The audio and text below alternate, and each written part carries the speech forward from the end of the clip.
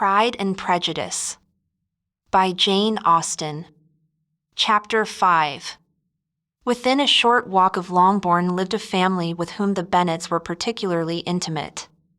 Sir William Lucas had been formerly in trade in Meryton, where he had made a tolerable fortune and risen to the honor of knighthood by an address to the king during his mayoralty. The distinction had perhaps been felt too strongly. It had given him a disgust to his business and to his residence in a small market town, and, quitting them both, he had removed with his family to a house about a mile from Meryton, denominated from that period Lucas Lodge, where he could think with pleasure of his own importance, and, unshackled by business, occupy himself solely in being civil to all the world. For, though elated by his rank, it did not render him supercilious. On the contrary, he was all attention to everybody. By nature inoffensive, friendly, and obliging, his presentation at St. James's had made him courteous. Lady Lucas was a very good kind of woman, not too clever to be a valuable neighbor to Mrs. Bennet. They had several children. The eldest of them, a sensible, intelligent young woman, about 27, was Elizabeth's intimate friend. That the Miss Lucases and the Miss Bennets should meet to talk over a ball was absolutely necessary, and the morning after the assembly brought the former to Longbourn to hear and to communicate. "You began the evening well, Charlotte," said Mrs. Bennet with civil self-command to Miss Lucas. "You were Mr. Bingley's first choice." "Yes, but he seemed to like his second better."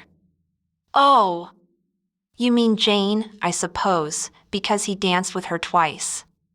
"To be sure, that did seem as if he admired her. Indeed, I rather believe he did. I heard something about it, but I hardly know what, something about Mr. Robinson." "Perhaps you mean what I overheard between him and Mr. Robinson. Did not I mention it to you? Mr. Robinson's asking him how he liked our Meryton assemblies, and whether he did not think there were a great many pretty women in the room, and which he thought the prettiest? And his answering immediately to the last question, 'Oh, the eldest Miss Bennet, beyond a doubt, there cannot be two opinions on that point.'" "Upon my word!" "Well, that was very decided indeed. That does seem as if, but, however, it may all come to nothing, you know." "My overhearings were more to the purpose than yours, Eliza," said Charlotte. "Mr. Darcy is not so well worth listening to as his friend, is he, poor Eliza, to be only just tolerable? I beg you would not put it into Lizzie's head to be vexed by his ill-treatment, for he is such a disagreeable man that it would be quite a misfortune to be liked by him. Mrs. Long told me last night that he sat close to her for half an hour without once opening his lips." "Are you quite sure, ma'am? Is not there a little mistake?" said Jane. "I certainly saw Mr. Darcy speaking to her." Because she asked him at last how he liked Netherfield, and he could not help answering her, but she said he seemed very angry at being spoke to." "Miss Bingley told me," said Jane, "that he never speaks much unless among his intimate acquaintance. With them he is remarkably agreeable." "I do not believe a word of it, my dear. If he had been so very agreeable, he would have talked to Mrs. Long. But I can guess how it was. Everybody says that he is eat up with pride, and I dare say he had heard somehow that Mrs. Long does not keep a carriage, and had come to the ball in a hack chaise." "I do not mind his not talking to Mrs. Long," said Miss Lucas, "but I wish he had danced with Eliza." "Another time, Lizzie," said her mother, "I would not dance with him, if I were you." "I believe, ma'am, I may safely promise you never to dance with him." "His pride," said Miss Lucas, "does not offend me so much as pride often does, because there is an excuse for it.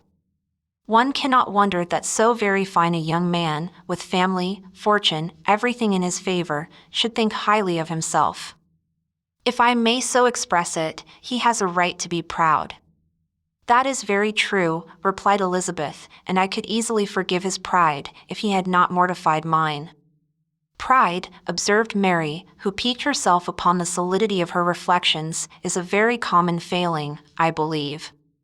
By all that I have ever read, I am convinced that it is very common indeed, that human nature is particularly prone to it, and that there are very few of us who do not cherish a feeling of self-complacency on the score of some quality or other, real or imaginary. Vanity and pride are different things, though the words are often used synonymously. A person may be proud without being vain. Pride relates more to our opinion of ourselves, vanity to what we would have others think of us. If I were as rich as Mr. Darcy, cried a young Lucas, who came with his sisters, I should not care how proud I was. I would keep a pack of foxhounds and drink a bottle of wine every day. Then you would drink a great deal more than you ought, said Mrs. Bennet, and if I were to see you at it, I should take away your bottle directly. The boy protested that she should not. She continued to declare that she would, and the argument ended only with the visit.